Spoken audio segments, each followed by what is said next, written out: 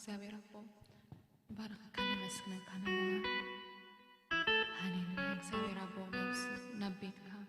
ስምካ ለዓል ስምካ ንጽውዕ በኃይል በኽእለት በጸጋ ተሰምጻኸና ነመስግነን ካለና ሃሌሉያ እግዚአብሔር አቦ ካብ ኩሉ ንገብሮ ንስኻ ክብረት ወስድ ንጽልይ ሃሌሉያ ንዓኻ ባዘብል ጥራሕ ክኸውን ንጽልይ ሃሌሉያ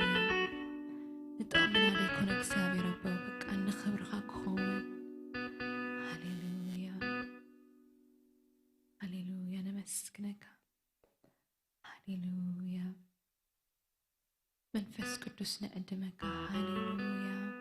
ክትመላለስ ኣብ ልብና ኣብዝ ቦታ ክትመላለስ ብመዝሙርና ክትመላለስ ሃሌሉያ ተመስገን ብለካ እግዚአብሔር አቦ ሃሌሉያ ቃልካ ክትመና እግዚአብሔር ሃሌሉያ ቃልካ ክትዛረበና ንጽልይ ሃሌሉያ ሃሌሉያ ሃሌሉያ ቃልካ ንእመን እግዚአብሔር አቦ ሃሌሉያ ነዚ ኩሉ ዝገበረ ነዚ ኩሉ ዝፈጠረ እግዚአብሔር አቦ ቃልካ ኣብኡ ንውክል ሃሌሉያ ሃሌሉያ ሰማይን ምድርን ክሓልፍ ሃሌሉያ ቃልካ ግን ዘይልወጥ ሃሌሉያ ንዘለዓለም ዝኾነ ቃልካ ሃሌሉያ ነመስግነካ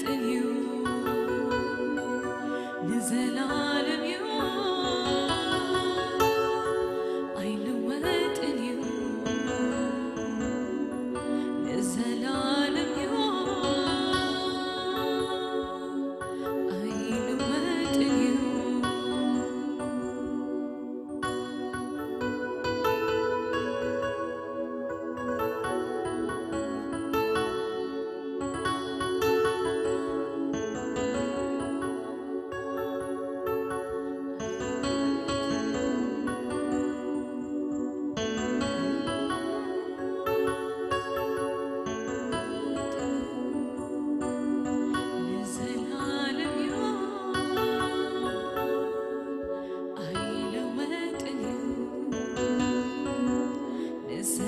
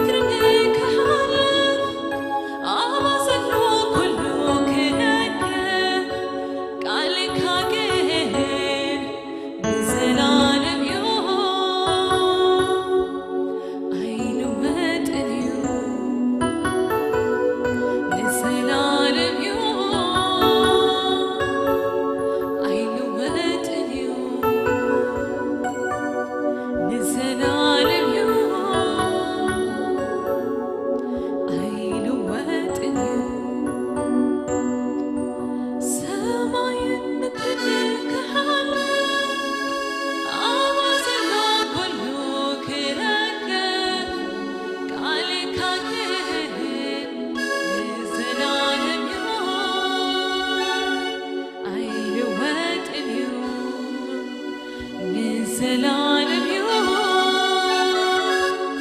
ኣይልወጥ እዩ ንዘላለም እዩ ኣይልወጥ እዩ ሃሌሉያ ቃልካ ግን ንዘላለም እዩ ኣይልወጥ እዩ ስምካ ግን ንዘላለም እዩ ኣይልወጥ እዩ ንዘላለም እዩ ኣይልወጥ እዩ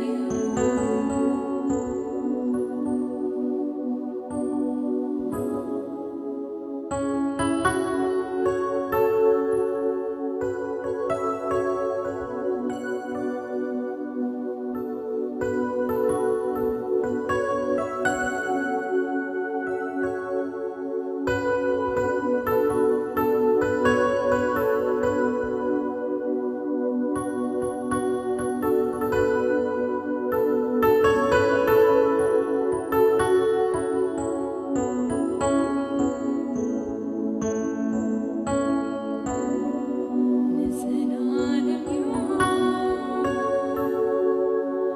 ኣይልወጥ እዩ ንዘላለም እዩ ኣይልወጥ እዩ ቃልካ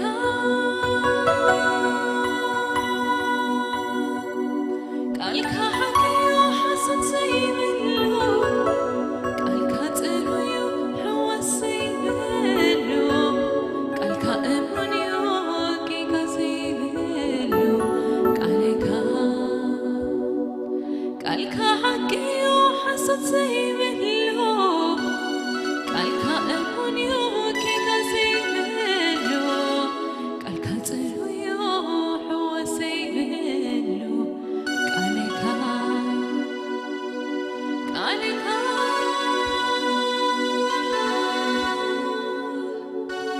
ሰማይን ምድርን ክሓልፍ ኣነ ዘሎ ኩሉ ክረክብ ቃልካ ግን ንዘላለም እዩ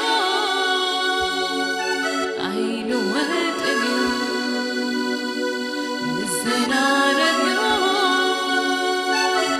ኣይልወጥ እዩ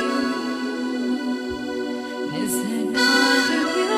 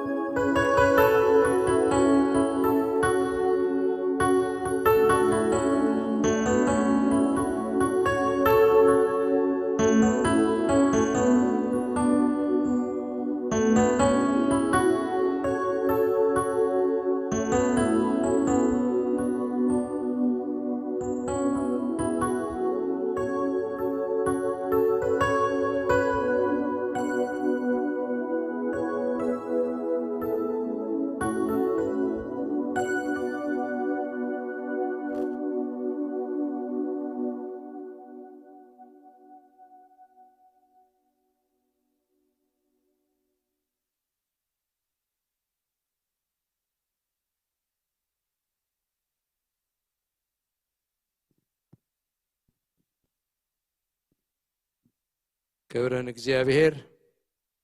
አምላኽና ነመስግኖ ግሩም ዝኾነ መዝሙር አምልኾ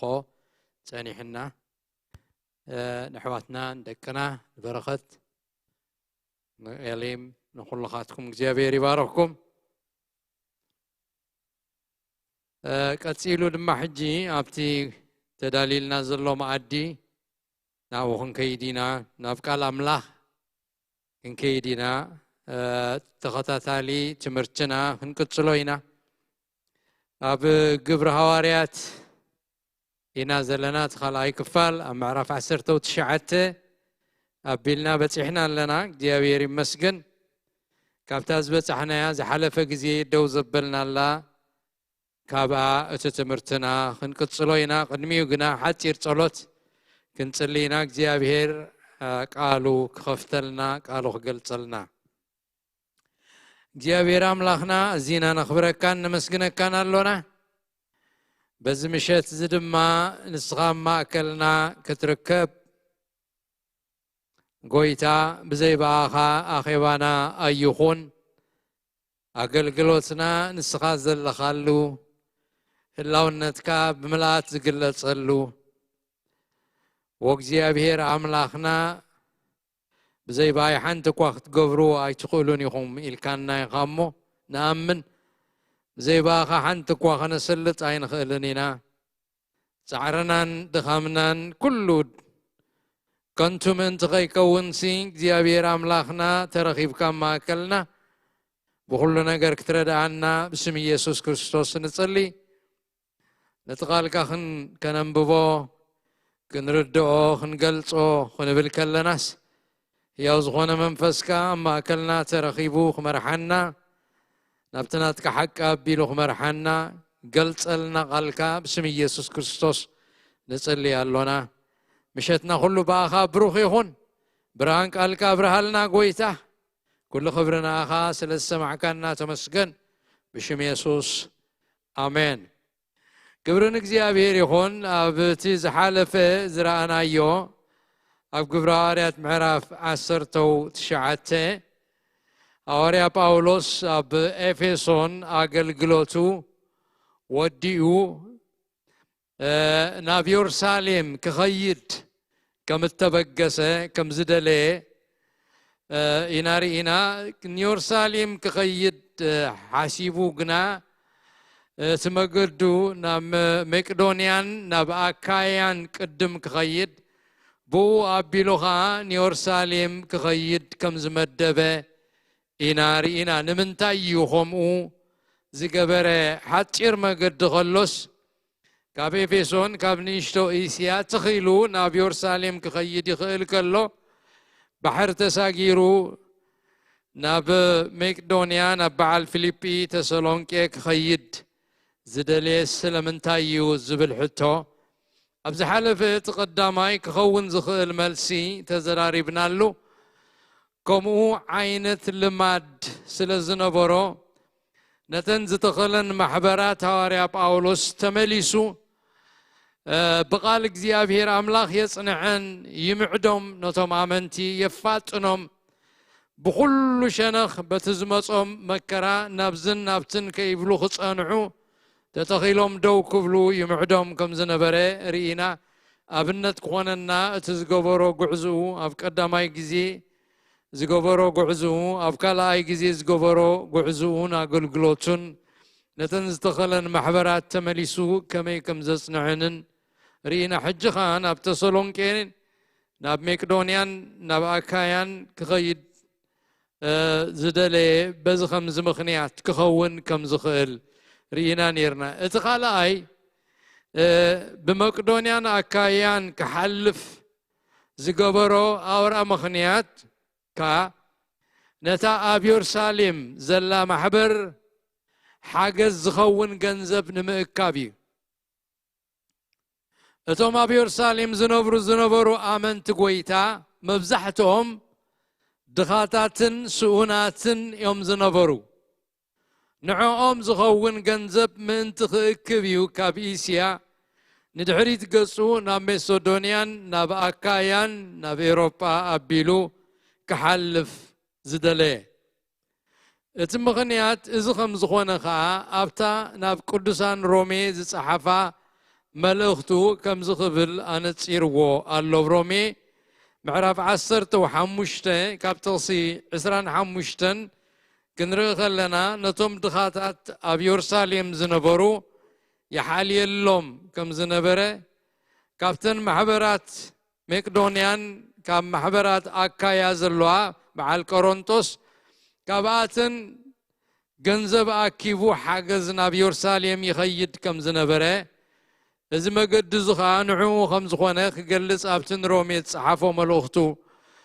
ጠቒስዎ ኣሎ ካብ ጥቕሲ 25 ጀሚርና ከነንብቦ ኢና ምዕራፍ 15 ሕጂ ግና መቄዶንያን ኣካያን ነቶም ኣብ ኢየሩሳሌም ዘለዉ ናይ ቅዱሳን ድኻታት ገንዘብ ከዋጹ ፈትዮም ስለ ዘለዉ ነቶም ቅዱሳን እናገልገልኩ ናብ ኢየሩሳሌም እኸይድ ኣለኹ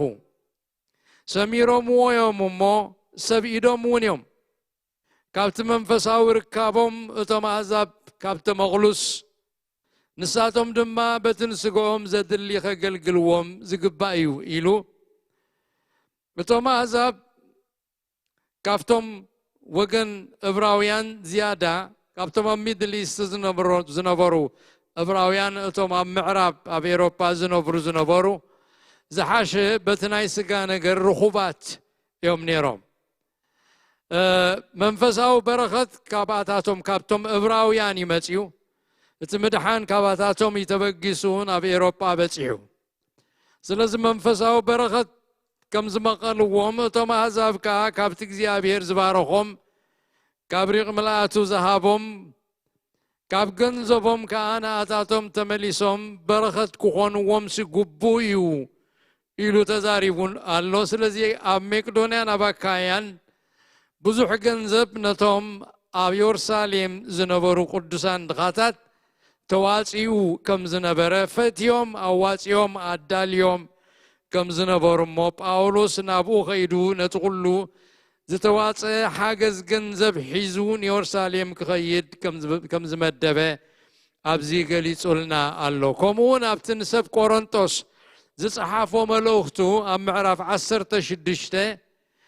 ካብ ጥቕሲ 1-6 ነዚ ነገር ተዛሪቡሉ ኣሎ ከም ዝኽብል ብዛዕባ እቲ ነቶም ቅዱሳን ዝኸውን ዝዋፃእ ገንዘብ ግና ከምቲ ንማሕበራት ገላትያ ዝሰራዕክዎ ንስኻትኩም እውን ከምኡ ግበሩ ንሰብ ቆሮንቶስ ሕጂ ኣካያ ክበሃል ከሎ ቆሮንቶስ እውን ኣብ ኣካያ ዘላ ሃገር ምዃና ክንዝክር ይግባእ ማለት እዩ ስለዚ ገንዘብ ኣዋፂኢኩም ጽንሑ ከምቲ ሰብ ገላትያ ዝገብርዎ ዘለዉ ኣብኡ ዝሰራዕክዎ ከመይ ኢሎም ነቶም ድኻታት ክሕግዝዎም ከም ዘለዎም ኣብ ሰሙን እናተኣከቡ በታ ቀዳመይቲ መዓልቲ ሰሙን ሰንበት ንድኻታት ዝዋፃእ ገንዘብ ከዋፁ እሞ ምስ ተኣከበ ኸይዱ ክእክቦ እሞ ሒዝዎ ናብ ኢየሩሳሌም ክኸይድ ከም ዝሰርዐ ብገላትያ ሕጂ ከዓ ነቶም ሰብ ቆሮንቶስ ይብሎም ኣሎ ብዛዕባ እቲ ነቶም ቅዱሳን ዝኸውን ዝዋፃእ ገንዘብ ግና ከምቲ ንማሕበራት ገላትያ ዝሰራዕክዎ ንስኻትኩም ከምኡ ግበሩ ኣነ ምስ መጻእኹ ምውፃእ ገንዘብ ሽዑ ምእንቲ ኸይከውን ኣብ ሰሙን በታ ቀዳመይቲ መዓልቲ ነፍሲ ወከፍኩም ከከም ዓቕሙ ኣዋህሊሉ ምስኡ የቐምጥ ኣነ ምስ መጻእኹ ድማ እቲ ህያብ ልግስኹም ናብ ኢየሩሳሌም ምእንቲ ኸብጽሑ ነቶም ጉባኣት ኮይኖም እተረኣይኹም ሰባት ደብዳቤያት ሒዘ ክሰዶም እየ ኣነ እውን ክኸይድ ዘድሊ እንተኾይኑ ምሳይ ይኸዱ بمقدونيا كحلف يمو بمقدونيا مسحالفكو نبخاتكم كمتسي بمقدونيا قبل كل حجي بفيليبي بتسالونكي ببيريا غيرو دعرنا بكورنثوس كم زغيد بدحريو ناب يورساليم كعز مغوانو إذن قرزولو بمقدونيا كحلف يمو بمقدونيا مسحالفكو نبخاتكم ناب كورنثوس كمتسي ناب تزخدو زدلي من تختسنيوني من الباش مساقاتكم مصنح ويس اخرم اخوني إلو يزارب أبزد ما تزواتا جنزب أب مقدونيا كمون أب أكايا أب كورنثوس ኣብ ኩለን ተናብቲ ግሪክ ዝነበራ ሃገራት ንሳተን ነቶም ኣብ ኢየሩሳሌም ዝነበሩ ድኻታት ገንዘብ ይዋፃ ከም ዝነበራ ኢና ንርኢ እተን ኣብ መቄዶንያን ኣካያን ዝነበራ ማሕበራት ኣሕዛብ ነቶም ኣብ ኢየሩሳሌም ዝነበሩ ድኻታት ኣመንቲ ኣይሁዳውያን ብፍቕሪ ተደሪኾም ልግሲ ህያቦም ይውፍዩ ነበሩ እዚ ግብሪ ፍቕሪ እዚ ድማ እቶም ኣመንቲ ካብ ወገን ኣሕዛብ ዝኾኑ በትሰናይ ግብሮም ገይሮም ነቲ ሓድነት እታ ማሕበር ህዝብን ኣሕዛብን እቲ ሓድነት ኣርኦምዎን ገሊፆምዎን እዮም ከምዚ ክገብሩ ከለዉ እታ ኣብ ኢየሩሳሌም ዘላ ማሕበር ካልእ እታ ኣብ መቄዶንያ ዘለዋ ማሕበራት ካልእ ኣብ ቆሮንቶስ ዘላ ማሕበር ካልእ ኣብ ኤፌሶን ዘላ ማሕበር ካልእ በበይነን ዘይኮናስ ኩላተን ኣብ ዘለዎ ሃልየን ናይ ጎይታ ከም ዝኾና ሓድነተን ሓደ ከም ዝኾና ዘርእየና መርኣይ እዩ እቶም ኣብ መቄዶንያን ኣብ ኣካያን ዝነበሩ ነቶም ኣብ ኢየሩሳሌም ዘለዉ ኣሕዋትና እዮም ናህና እዮም ወገንና እዮም ኢሎም ብዓሌት ዘይራኸቡ እዮም እቲኦም ዘይጉዝራት እዮም እቲኦም ጉዝራት ተባሂሎም ዝፅውዑ እዮም እቶም ኣሕዛብ ካብ ዓሌት እስራኤል ዝተፈልዩ እዮም ኪዳንን ተስፋን ዘይብሎም ዝበሃሉ ዝነበሩ እዮም ኣምላኽ ዘይብሎም ዝበሃሉ ዝነበሩ እዮም እቶም ኣይሁዳውያን ግን ሰብ ተስፋን ሰብ ኪዳንን ኣምላኽ ዘለዎም ተባሂሎም ተፈላለዮም ጉዙርን ዘይጉዝርን ተባሂሎም ተፈላለዮም ዝኸዱ ዝነበሩ እዮም ማሕበር እስራኤል ንበይና ምስ ካልእ ዘይትሕወስ ኣይዞሌትድ ዝኾነት ተፈልየት ናይ ኣምላኽ ኮይና ከም ዝነበረት ኣብዚ ሕጂ ወንጌል ክንገር ከሎ ግና እቶም ኣሕዛብን እቶም ኣይሁዳውያንን እቶም ኣብ ኤውሮጳ ዝነበሩ ኩላቶም ዝደሓኑን ኣብ እስራኤል ዝደሓኑን ኣይሁዳውያንን ጽርዓውያንን ኩሎም ብጎይታ ኣሕዋት ምዃኖም ብጎይታ ሓደ ምዃኖም ዘርኢ ግብሪ እዩ እዚ ሐዋርያ ጳውሎስ ኣብዚ ዝዛረበሉ ዘሎ ነቶም ኣሕዋቶም ዘረኣይዎ ሓልዮት ኣካል ሓድሕድ ከም ዝኾኑ ሓደ ኣካል ከም ዝኾኑ እዩ ዘርእየና ኣብ ቆሮንቶስ ዝፀሓፎ ምዕራፍ 12 ጥቕሲ 26 ተርእይና ሓደ ኣካል እንተተሰቀየ ኩሉ ኣካል ይስቀ ሓደ ኣካል እንተኸበረ ከዓ ኩሉ ኣካላት ሓቢሩ ዝሕጎስ ይብል ስለዚ ሓደ ኣካል ምዃኖም ኣብ ኢየሩሳሌም ዘላ ኣካል ክርስቶስ እንተተጎዲኣ ኣብ ኢየሩሳሌም ዘላ ኣካል ክርስቶስ እንተዳ ብኹነታት ተሓልፋላስ እታ ኣብ ኣካያ ዘላ ማሕበር ክርስቶስ ከዓ ኣካላ ስለ ዝኾነት ስቃያ ስቃይ ናታ ይኸውን ስቃይቶም ኣብ ኢየሩሳሌም ዘለዉ ስቃይቶም ኣብ መቄዶንያ ዘለዉ ከም ዝኾነ ድኽነት ናይቶም ኣብ ኢየሩሳሌም ዝነበሩ ኣሕዋት ናይ ኣሕዋቶም ሸኸም ከም ዝስምዖም ኣብቲ ኣካላቶም ከም ዘለዉ ምስኦም ከም ዘለዉ ሓደ ምዃኖም እናሓሰቡ እዮም እቲ ነገር ገይሮሞ ማለት እዩ ስለዚ እቲ ግብሪ ህያቦም ሓድነቶም የረጋግፅ እዩ ሐዋርያ ያዕቆብ እውን ብዛዕባ እዚ ክዛረብ ከሎ ኣብ ምዕራፍ 2 ሓወይስ ሓብቲ እንተዓረቑ ናይ ዕለት ምግቢ እውን እንተሰኣኑ እሞ ንስግኦም ዘድሊ ከይሃብኩምዎምሲ ሓደ ካብኻትኩም ብሰላም ኪዱ ሙቑ ጽገቡ እንተበሎም እንታይ ይጠቅም ኢሉ ያዕቆብ ተዛሪቡሎ እምነት ብግብርያ ትግለጽ እምነት ብመሃብያ ትግለጽ ኢሉ ክዛረብ ከሎ ሓው ዓሪቑና ረኣኻዮ ናይ ዕለት ምግቢ ሲኢኑ እናረኣኻዮ ንስጉኡ ዘድልዮ ከለካ ከይሃብካዮስ በኣፍካ ጥራይ ሙቕ ጽገብ እንተበልካዮ እንታይ ይጠቕሞ እምነትካ ስብኡ ትረአላ ድያ ሓድነትካ ከመዩ ኣካልካ እንድዩ ሓውኻ እንድዩ ስለዚ ብእምነት ሓደ ስለ ዝኾንካ እቲ እናቱ ስቃይ ንኣኻ ድማ ስቃይካ እቲ ናቱ ሕማም ንኣኻ ድማ ሕማምካ እቲ ናቱ ምጉዳል ንዓኻ ከዓ ምጉዳል እቲ ናቱ ስእነት ንዓኻ ከዓ ስእነትካ ኮይኑ ክስማዓካ ይግባእ እዩ ከም ሓደ ኣካል ኮንካ እቶም ኣመንቲ ናይ ክርስቶስ دك حاد أملاخ دك حاد እግዚአብሔር حاد ቤተሰብ كم زخونو ببوتا كوان تتفلاليو بأمنتهم جنا حدا أبوز اللوم حدا أكل مخانهم إيو تقال أملاخ ون زمهرنا سلازا أكل كريستوس حانتي مخانايو قال أملاخ زنقرنا أبتفلالي بوتا سبخاتات محبرات كلوا خيلين ببوتا تفلالي أخوانا خيلين بعالي تفلالي أخوانا خيلين كلاتن أكل كريستوس مسمساقن حانت بيت كريستيان انبر بزحات بيت كريستيان يلوان أما وداتا كريستوس نمحبرو كباخلو كله معاليتات زحزت كله أنقواتات زحزت حانت محبر يونيفرسال زخوانت حانت محبر ناي كريستوس كمتخون يقال أملاخ زنقرنا محبرات زبهالا أبت موداتا يسوس كريستوس كمتصي كله أكال كريستوس تباهيلا التسوع حانت محبر ترايا زلا سلازي أبزي حدنت نايتن محبرات بتوهبت نايتم مسودونيان أكايان زنبورو نتوم يرساليم زنبورو أحوات دخاتات محقازهم سرحي لهم بغض صالي يحقزوهم من بارهم حدنت نايتا بيت كريستيان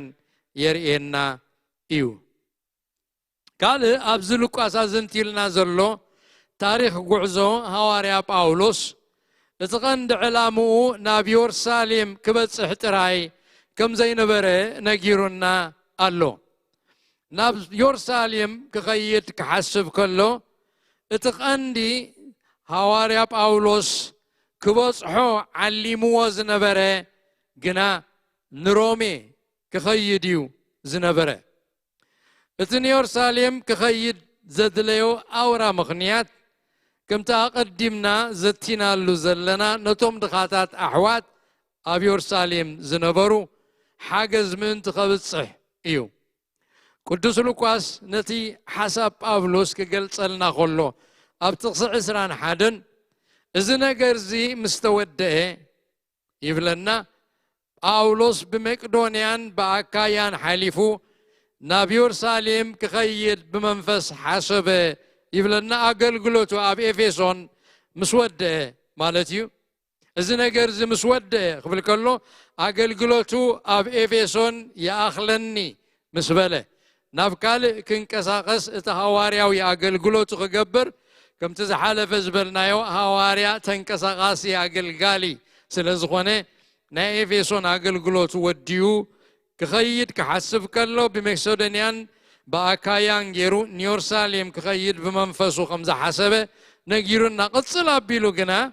تناي موداتا تارجيتو تناي موداتا علامه يورساليم كم زي كونه اتحاسب كنا ببو خلنا أبقى مسبس أحكو إلو أب يورساليم مسبس أحكو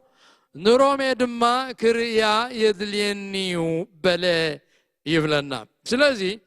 هواريا باولوس اتقند علامة قعزو نابيور ساليم أي نبرن نابرومي خبت صحيو اتعلامة جيرو زنبره رومي كسا حجي أبز قبرو سلسته هوارياوي قعزوون أقل قلوتون نتا أبرومي زنبرت سبخا محبر أي بسحان كل جزيقنا بلبو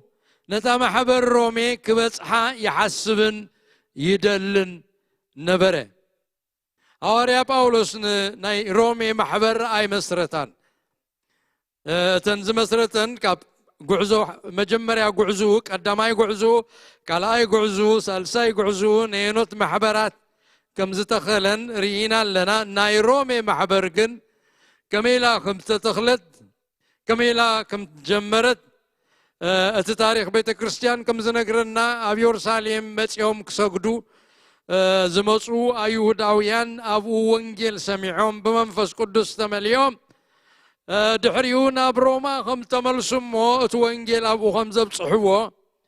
بيت كريستيان كا تناي روما محبر كا بخمو خم تسرتت يوم ززاربو سلزا واريا باولوس قلناي امنت نتصورنت كهلو رومي دما تتخكل زخوانه ዶክትሪን ናይ ክርስትና ክትፈልጥን ክትሕዝን ክሪኣ ስለ ዝደለየ ብዙሕ ግዜ ይናፍቕ ብዙሕ ግዜ ኣብኣ ክኸይድ ፀጋ ክመቕሎም እቲ ትምህርቲ ሓቂ ክምህሮም እቲ ሃዋርያዊ ትምህርቲ ክምህሮም እቲ ሰረት እምነት ከትሕዞም ሒዞሞን ኣይሓዝዎን ምህላዎም ክረጋግፅ ኣፀቢቑ ክበፅሖምን ክሪዮምን ክምህሮምን ካብቲ ዘለዎ ፀጋ ክመቕሎምን ከምኡ ድማ ንሳቶም እውን ነቶም ኣብ ኢየሩሳሌም ዘለዉ ድኻታት ከዓ ሓገዞም ከበርክቱ ክኽእሉ ሓሳብ ኮይንዎ ብልቡ ይሓስብ ክኸይድ ንሮም እናበለ ይሓስብን ይፅልን ከም ዝነበረ እዩ ኣብዚ ፅሑፍ ተዘንቲልና ዘሎ ቀስ እናበልና ክንሪኦ ኢና ሃዋርያ ጳውሎስ ኣብቲ ወንጌል ዘይተነግሮ ቦዱ ቦታ እናኸደ ወንጌል ክነግር እምበር ኣብቲ ካልኦት ሰበኽቲ ዝሰበኽሉ ሰበኻ ኸይዱ ከይሰብኽ ክብረቱ ገይሩ ቆፂርዎ ነይሩ እዩ ኣብ ዘይተሰብከሉ ወንጌል ኣብ ዘይተነግረሉ ቦዱ ቦታ ዝኾነ ኣብኡ ኸይዱ መስኪሩ ምሂሩ ማሕበር ክተክል ይዕላምኡ ነይሩ እምበር ኣብቲ ካልኦት ዝሰረትዎ ኣብቲ ካልኦት ዝመስከሩሉ ወንጌል ዝተነግረ ቦታ ክኸይድ ኣይደልን ነይሩ ከም ዕላማ ገይሩ ከም ክብረት ገይሩ እዩ ቆፂርዎ ነይሩ ነዚ ከዓ ኣብቲ ንሮሜ ዝፀሓፎ መልእኽቱ ኣብ ምዕራፍ 15 ከም ዝኽብል ኣቐሚጥዎ ኣሎ ካብቲ ክሳብ 20 ጀሚርና ክንሪኦ ከለና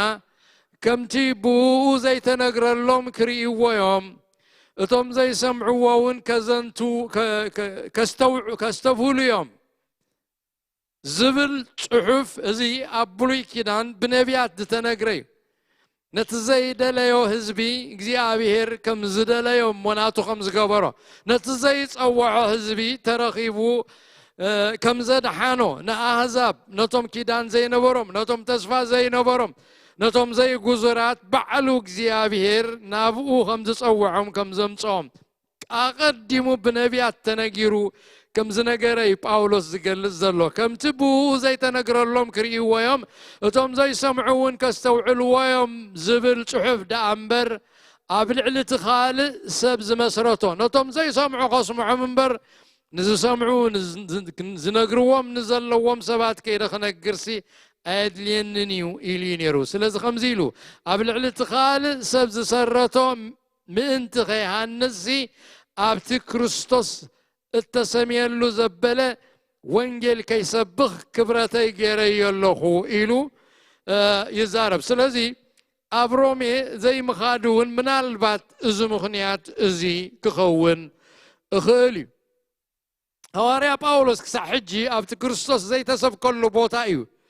ክኸይድን ከገልግልን ፀኒሑ ኣብቶም ጣዖታት ዘምልኹ ኣብቶም ኣዝዮም ካብ ኣምላኽ ዝረሓቑ ኣምላኽ ዘይብሎም ሰባት እናኸደ እዩ ወንጌል ክነግር ፀኒሑ ኣብ ዝረኣናዮ 3 ሃዋርያዊ ጉዕዙ ኣብቲ ወንጌል ዘይተሰብከሉ ቦታ እናኸደ እዩ ኣብያተ ክርስቲያናት ተኺሉ ሕጂ ግና ነታ ንሱ ዘይሰረታ ኣብ ሮሜ ዝነበረት ሰበኻ ማሕበር ክበፅሓ ብልቡ ኣንቀደ ኣብቲ ክሳብ ሕጂ ዝገበሮ 3 ሃዋርያዊ ጉዕዙኡ ነታ ዓባይን ማእከል ምምሕዳር መንግስቲ ሮሜ ዝኾነት እተወዓውዐት ከተማ ሮሜ ኣይበፅሓን ከተማ ሮሜ በቲ ዘመንቲ ኣዝያ ኣገዳሲት ከተማ እያ ዝነበረት ማእከል ናይ ሮም መንግስቲ በቲ ግዜ እቲ ሱፐር ፓወር ተባሂሎም ብልዕልና ዝፍለጡ ዝነበሩ ሮማውያን እዮም እታ ከተማ ሮሜ ከዓ ኣዝያ ዝተወዓወዐት ከተማ እያ ነይራ ነታ ኣብቲ ዘመንቲ ኣገዳሲት ዝነበረት ከተማ ሮሜ ኣብኣ ዘላ ሰበኻ ማሕበር ኣምላኽ ንሓዋሩ ከይበፅሓ ስቕ ክብል ፅቡቕ ኮይኑ ኣይተራእዮን ንሃዋርያ ጳውሎስ ነቲ ድልየቱ ምብፃሕ ናብታ ኣብ ከተማ ሮሜ ዝነበረት ሰበኻ ማሕበር ድማ ኣብቲ ናብታ ማሕበር ዝፀሓፎ መልእኽቲ ከም ዝስዕብ ገይሩ ትድልየቱ ገሊፅዎ ኣሎ ሮሜ ምዕራፍ 1 ኣብታ መጀመርያ መእተዊ ናይታ መልእኽቲ ድልየቱ ንሮሜ ክኸይድ ማዕረ ክንደይ عابي خمس خونة دلاي كم زلوا أبو قليت صلوا عندنا خا أبتمعس أو يمود أتات ملوخ تخود كله أبرومي معرف عصر تحمشته نجير الله خنريو هنا معرف حدا انتايلو نمتسن نعكم كابتقصد الشعاتة نمتسن نعكم قال منفساو هبت كمقلكم كرئيكم انافق الله نصبرومي يزفلوم زلو منفساو هبت كمقلكم اتقال املاك كنغروم تدوكترين زامنو اتحكز غونه هواريا وتمرتي كمهروم كفلتهم كابت زلو እግዚአብሔር زهابو برختن ጸጋን ከመቅሎም ኢምፓርት ከገብርናቦም ከሕልፎ ድልየት ከም ዘለዎ ይናፍቆም ከም ዝኾነ እዚ ክገብር ቅንዓት ከም ዘለዎ ነጊርዎም ማለት በተሓድ ሕድና ዘላ እምነት ናትኩምን ናተይን አባኻትኩምን ምሳኹምን ምን ትኽንጸናናዕሲ بزي مقراص كم زحسبكم بفقاد املاخ انت سلطنس بقال مقدي اما ودات انا بخاتكم كمص بصولتي كل ساعه كم زلمن اتبونجل ود بمنفسي زغلغلو املاخ يمسكر ليو يلو كل غزي كيباتخ بزعبا صبرومي يصلي كريوم انت እግዚአብሔር عدل هبني كغيت كريوم امنتهم من امنتين اباي زلو برختنا ابوم زلو اباي زلو صقان ابوم زلو صقان كما قلهم كما قلني كتصنانعم كتصنانعني كريوم سي እግዚአብሔር عدل هبني ان بلنا املاخ يمحصونو كم زنبره ابز نغيرلو اب معرف 10 تحمشتها እና ጸለየ ዝሁሉ ዘመን ሲ ንምንታይ ከም ዘይከደ አው ይነግረና كخيدنا دلي سايكد انتاي حزوه انتاي نمنتاي زي كده معرف 10 15 تقص 20 كلتن جميرو خمزيبل سلازخا نابخاتكم كم ممصا بزح ساعه تخلكلكو حجينا ابزا غرزي سفرا سلازيبلي نابخاتكم ممصاون كبزح عامتات حيزه سلازنافوكو نسبانيا كخيد كلهو نابغاتكم كمتسيه كحلف كلهو خريكم قدم قرب بمرأيكم مستقبكو كابونن يودما باغاتكم كسنه تسفا يقبر اللهو إلو كخيد كابزبل نرومي خبز حسب ابتلبو خيد كابزبل عمتات حزئين نوع غزيخ متسكريكم ابتلبي دليت هاللي نجن تخلكي ليلو انتاي كم زخلكلون دي كريوم يدل نيرو سلازا هواريا باولوس بزبل بيلو نرومي خبصح كاب قدم اتحيزون نوح عمتات كثر دليت كم زنبرو كاب زملختاتو كنغنزب نخيلينا انت خونا كنا نابرومي كيد كم تخلكله خانا غيرنا له اتخي كيد زخلكلو مخنيات وين غرغنا انتاي كم زخونه هاريا باولوس اي غلصن ابزلقوا سازنتيو خمزلو اغلغلوت هاريا باولوس دحرنا بيرسالم مملاسو انفتو نابرومي غصو ابيلو خمزلو امت هيبنالو نام معراب ابيلو كسع اسبانيا سبين كسع رومي كخيد مخانو اغليصلو إذا دليت هواريا باولوس نرومي مقادكا نتب مغيرو أقلقلوتو يزنبره كابز معرف إزي ندحر أب كلهم قلتيروم زلو تشعات معرفات قبر هواريا الدما مستدليت باولوس نابرومي مبصح اتتححزي أموداتا دما نتاخبص حاز دليان هرر زبلا زنبرن سبقا محبر رومي بس حواي كبس حقولو كنا بمقدون دليتون اي نبرن بأيود تخصيصو أبيت فرد قريبو يقبان سلازبالة نقيصار يقبان سلازبالة اسرانيا خوينو كفر راديو نرومي زغدان هاي እግዚአብሔር አስተራር ሐዘ ገርሚ كالكيلو خي كيد أموداتا ناب تعدي كخيد كلها اتدليتونها قانون ناي وشتو مهنتاين نتوم حوات كريوم كبصحهم كقلقلو ዝደልዮ ዝነበረሲ ተኣሲሩ ይንሮሜ ከይዱ ስለዚ ሐዋርያ ጳውሎስ ነታ ክርእያ ሃረር ዝብላ ዝነበረ ሰበኻ ማሕበር ሮሜ ነቶማው ዝነበሩ ኣሕዋት ከም ሐዋርያ ንወንጌል ዝግስግስ ኣገልጋሊ ዘይኮነስ ከም ገባር ክፉእ ተቆፂሩ እስረኛ ኮይኑ ናብታ ከተማ ሮሜ ዝኣተወ ነዚ ኸዓ ነቲ ዛንታ ከመይ ኢሉ ከም ዝኣተወ ኣብ ሮሜ ኣብ ግብረ ሐዋርያት ምዕራፍ 25 ከድና ክንሪኦ ከለና ካብቲ ክሳብ 10 ጀሚሩ ከምዚ ገይሩ ኣዘንትዩልና ኣሎ ጳውሎስ ግና ኣብ ቤት ፍርዲ ቀሪቡ ኣብ ቅድሚ ፌስጦስ ዝበሃል ንጉስ ፈራዳይ ኣብ ቅድሚው ቀሪቡ ብዛዕባ ርእሱ ክማጎት ከሎ ዝበሎይ ከመይ ኢሉ ናብ ሮሜ ከም ዝኸደ ከዓ ኣብኡ ኣመት ሂቡና ኣሎ ጳውሎስ ግና ኣነ ኣብ ቅድሚ መንበር ፍርዲ ይቀውም ኣለኹ ኣብኡ ክፍረድ ዝግባኣኒ ንስኻ ኣጸቢዕካ ከም እትፈልጥካ ኢልዎ ንፌስጦስ ንኣይሁድ ኣይበደልክዎምን ኣብ ቅድሚ መንበር ፍርዲ እቀውም ኣለኹ ክብል ከሎ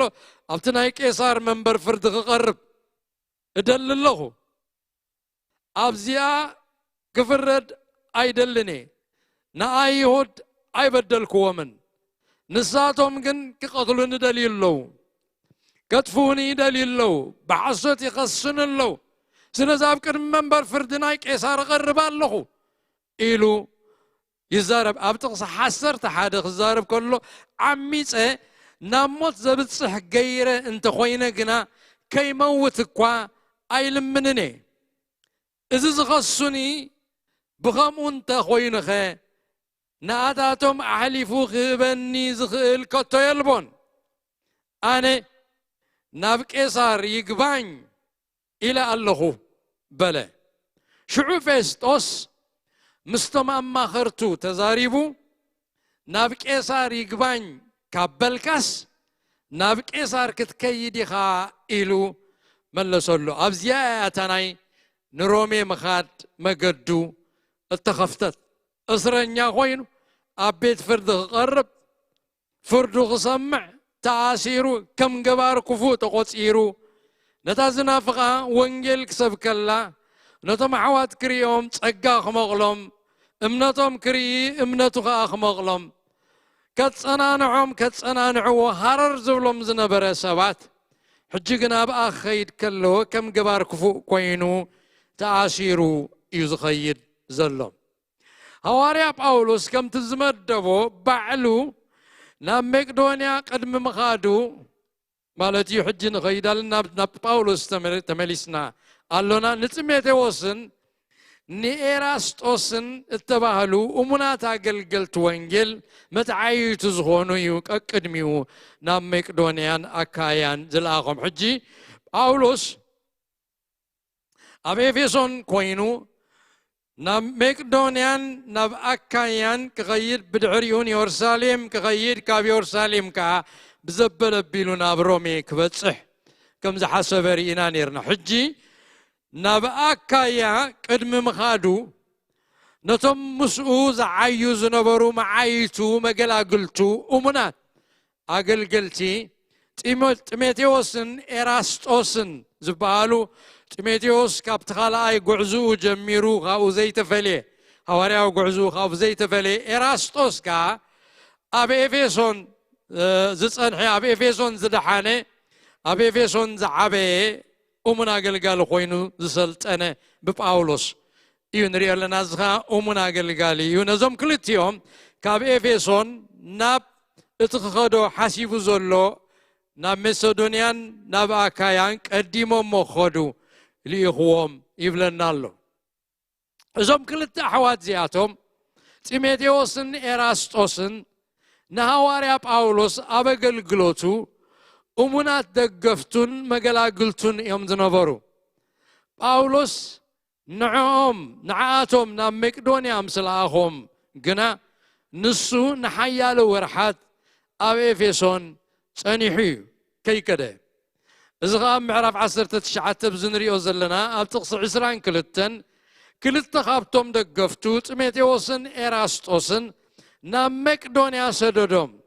نسوغنا أب إيسيا حيال ورحات صنحي يبلنا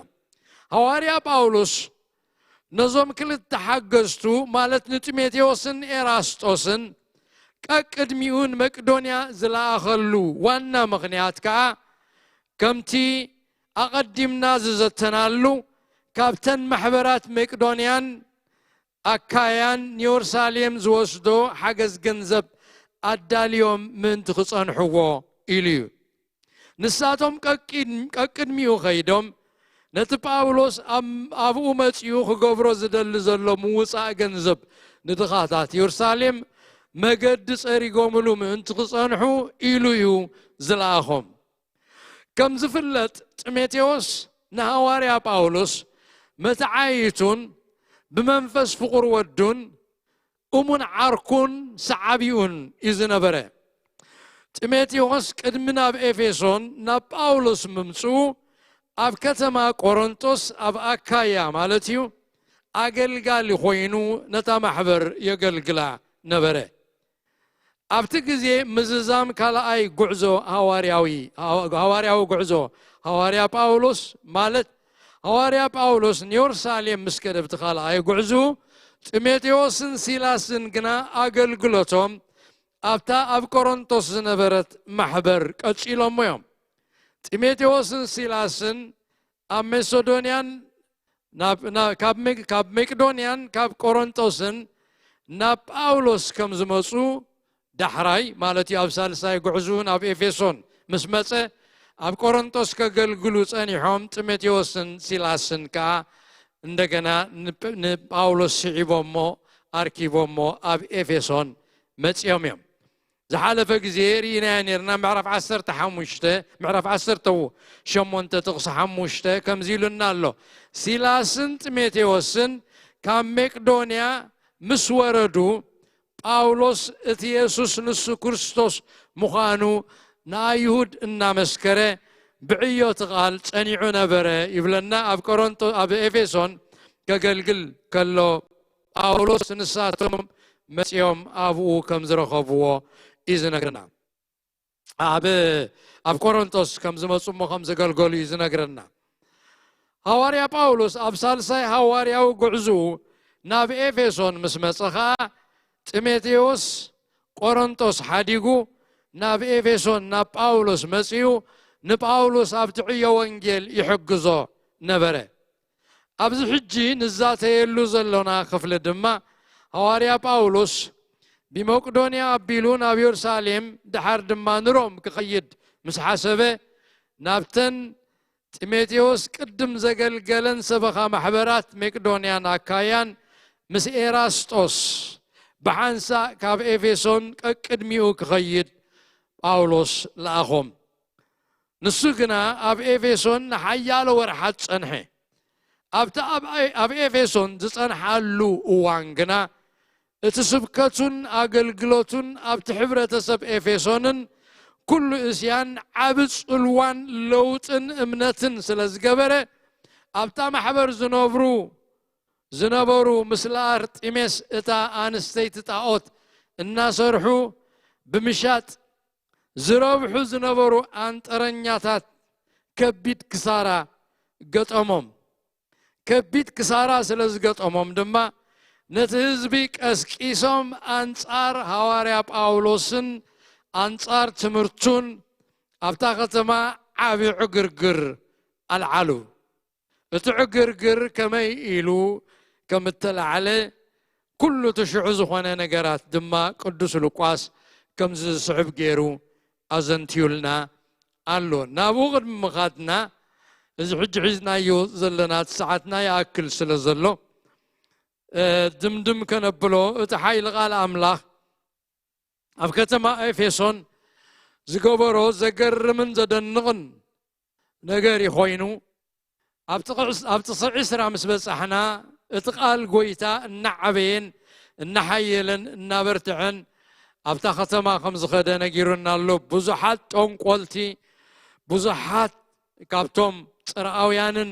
ካብቶም ኣይሁዳውያንን እንግልብጥ ኢሎም ነቲ ወንጌል ተቀቢሎም ደድሕሪ ክርስቶስ ክስዕቡ ከም ጀመሩ ማሕበር ኤፌሶን ኣብኡ ብሓይሊ ከም ዝዓበየት ኣብ ተዓዲ ናይ ወንጌል ምልባዕ ከም ዝኾነ ሓዊ ወንጌል ኣብኡ ከም ተኣጎደ ካብ ኤፌሶን ተበጊሱ ናብ ኩሉ ንእሽቶይ እስያ ክሳዕ ዝዝርጋሕ እናበርትዐ ትምንዳዱ እናወሰኸ ናይ ወንጌል ሓይሊ ኣብታ ከተማ ከም እተገልጸ ርኢና ነርና ከምዚ ምስ ኮነ ብዙሓት ናብ ኣምላኽ ምስ ተመልሱ ኣብቲ ኤፌሶን ትምለኽ ዝነበረት ኣምላኽ ኣርጥሜስ ትበሃል ዝስገደላ ዝነበረ ኣምላኽ ጣዖት ኔራያ ማለት እዩ እዛ ኣርጤሜስ ትበሃል ዝሰግዱ ዝነበሩ ብዙሓት ከዓ ብምኽንያት እቲ ወንጌል ንዓኣ ምስጋድ ሓዲጎም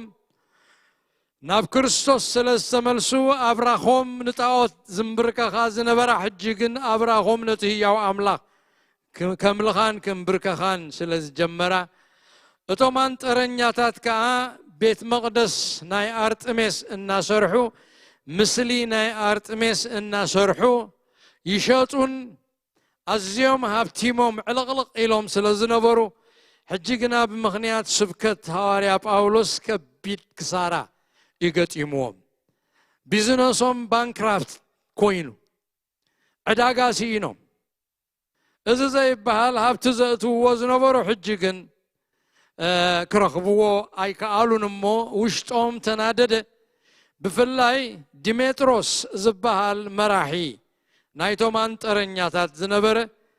ምስላ ዝሰርሕ ብቡሩር ገይሩ ምስላ ዝሰርሕ ምስል ቤት መቅደስ ዝሰርሕ ዝነበረ ሰብኣይ ግን ከመይ ከም ዝሓረቐሞን ኩሎም አንጠረኛታት ኣኪቡ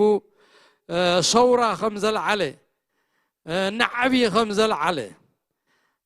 አንጻር ትምህርቲ ጳውሎስን አንጻር ጳውሎስን ከም ተላዓለሞ ኣብታ ከተማ ንዓቢ ዕግርግር ከም ዝገበረ ኢና ንርኢ እዚ ዕግርግር ከመይ ከም ዝነበረ እታ ኣርጥሜስ ትበሃል ኣምላኽ ግሪኻውያን ከዓ መን ምዃና ጓል ኣንስተይቲ እያ ኩሉ ግዜ ኣብ ስእሊ ኣውፅዋያ ኣብ ሓደ ሓደ ጦር ሒዛ ከምዚ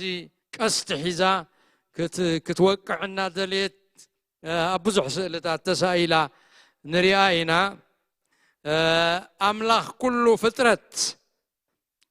God of nature ናይ ተፈጥሮ ኣምላኽ ተባሂላ ትጽዋዕ ነራ ኣብቲ ኦሎምፒያስ ዝበሃል ከረን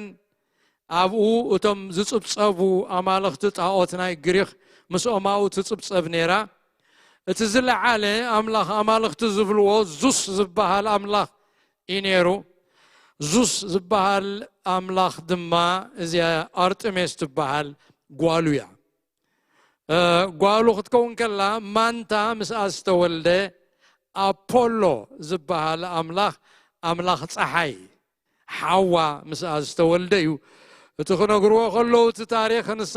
ምስ ተወልደት ቅድም እያ ተወሊዳ ንሳ ማንታ ኮይና ካብ ኣዲኣ ሌቶን ትበሃል ክትውለድ ከላ ምስ ተወልደት ቡቡ ምስ ተወልደትሲ ንኣፖሎ ክውለድ ነዲኣ ከም ዝሓገዘታ ገይሮም እዮም ዘውርይዎቲ ሜይት ዝበሃል ትፅፅዋይ ዝኾነ ነገር ክነግሩ ከለዉ ነዚኣ እዮም ዘምልኽዋን ዝሰግዱላን ዘኽብርዋን ዝነበሩ ኣብ እስያ ከዓ ዝለዓለ ክብሪ ዝነበራ ካብቶም ኣማልኽቲ ቀዳመይቲ ፀብለል ዝበለት ኣምላኽ እያ ነይራ ኣብ ግሪክ ጥራይ ዘይኮነ ኣብ ሮም ኣብ ኩሉ ግዝኣት ሮም ገኒና ዝነበረት ኣምላኽ እያ ካብ ኩሎም ኣማልኽቲ ፀብለል ዝበለት ኣብ ኩሉ የምልኽዋ ክንሶም እቲ መቅደሳ ዝኸበረ ገይሮም ዝዓበየ ዝበለፀ ገይሮም ዝርእይዎ ዝነበሩ መቅደሳ ግን እቲ ኣብ ኤፌሶን ዝነበረ መቅደሳ እዩ ኣብ ኤሮጳ ክንከይድ ከለና ሽማ ይቕየር ነይሩ ማለት እዩ ኣብ በዓል ግሪክ ኣብ በዓል እስያ ኣርጥሜስ ተባሂላ ትፅዋዕ ኣብ በዓል ሮም ኣብቲ ግዝኣት ሮም ዝኾነ ቦታታት ካልእ ከዓ ዳያና ተባሂላ ዳያን تباهيلا يا تسوع زنبرت أزيا تجبرو كله تزرزيرو تتعرف له جوجل غيرنا ديجل غيرنا خنرخبو نخيلنا هواريا باولوس أب إفسون مسجل جلجنا لوتي ماتيو أب تحبرة سب لوت ماتيو أب تعملوخوت أوت حنفش ماتيو مخحد نتعوت ماتيو نتعوت مسجد تعرفوا حيل وانجيل كسرح جميرو حيل وانجيل كمنزعم كم مملخ اتم تنفاس زي بلهم قال زي قورو كم مملخ ناقاننتي كم مسواء ناقاننتي كم مسواء نتعوت بزقرم بزدنق حيلي بتأمرتن تأمراتن بسبكت قال وانجيلن دحينهم إنا نري إذا مدحان قنا كل جزي وانجيل فلالاي سلزغنة وانجيل سيفي سلزغنة كم تقولي أنا مدحانينا يسوع كريستوس زبالو أنا سي فقر خمس حبرت كمتس أي مساكون كم سيف كفلالي مسي كم زبالو وانجيل مسمس خاي فلالي كفلالي قنبل كلنا حدا وانجيلي إزازو حدا خان وانجيلاي إزازون حدا كريستوس كسعبو يوسن حدا خان أنصار كريستوس يسلف حدا أملاخ يدلي حدا خان قانين يدلي نسيتان يدلي الماتن برهانن يمقاقلو أب كلته يخفلوا سلازي توانجيل مستنقرة أب إفسون دما كلته غانتا يم تفتيرهم سعبت كريستوس زخونو غانتا تفتيرهم أنصار كابت حدا وغن كاب بتسبكة وانجيل مخنيات اتخسارة سلازقات أمم نقدم سلاز قدلت عوتات كشيتا سلازي كالا أرتميس مسلاخ كشيت سلازي كالا بيزنسهم بانكرابس سلازقات أمم نساتهم كأنصار توانجيل أنصار أواريا باولوس تلاعيلهم بزوح حابت ختما عقرقر كم زخونه إنا نري كما ينيروت عقرقر كما يلخ عقرقر هاديو انتاي كخوينو زبل بدعريو أزنتي ولو خابت عسران سلستن من دحار سقعت عسران شوعاتن أبتزمت قزي كابزيا خنكتصل إنا نحجي أبزخ أخلنا كبرن እግዚአብሔር ይሁን እግዚአብሔር ሕያው ነተሰማዕና ይወቃሉ እግዚአብሔር አብልብና ይግበሮ እግዚአብሔር ፈቃዱ በባሮቱ ዝፍጽም አምላኽ ዘይክልከል አምላኽ ኩሉ ኻሊ አምላኽ ዝደለዮ ዝገብር አምላኽ ምዃኑ ኣብዚ ታሪኽ ናይ ጳውሎስ ሪናዮ ኣሎና ቢድ ጳውሎስ ዝገበሮ እዚ ክበሃል ዘይከኣል መገዲ ናይ ጳውሎስን ባዕሉ እናቐየሰ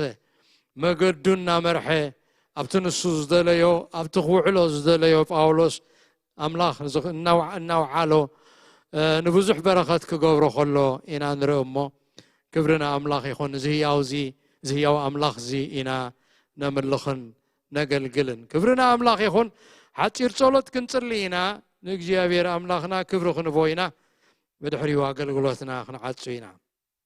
جي أبير أملاخنا أزينا نخبرك كان نمسكنك كان لنا كل خبرنا أخايخون قويتانا نملاخنان تابك الكازلو كل تزنتي يزلونا أنا زبالكايو